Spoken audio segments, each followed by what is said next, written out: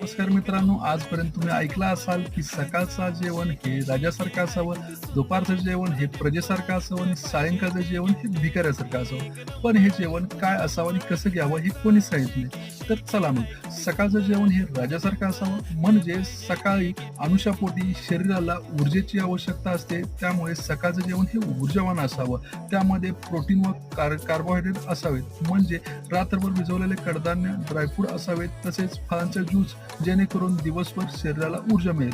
दुपारचं जेवण हे प्रजेसारखं कसं असावं? समान समतोल प्रजेसारखं, म्हणजे पोळी, भाजी, भाज्यांचं प्रमाण जास्त, सॅलेड, लिक्विडचे प्रमाण लिक्विड म्हणजेच ताकासारखे पदार्थ. तसेच सायंकाळचं जेवण हे भिकाऱ्यासारखं, म्हणजे अगदी अगदी साधं व हलकं असावं. जड पदार्थ खाल्ल्यास पचनक्रियास त्रास होईल, झोपेवर परिणाम होईल, आरोग्य बिघडेल. त्यामुळे एकदम हलका आहार हा भिकाऱ्यासारखा म्हटलं जातं. तो सायंकाळी घ्यावा, जेणेकरून झोप चांगली लागेल. वरील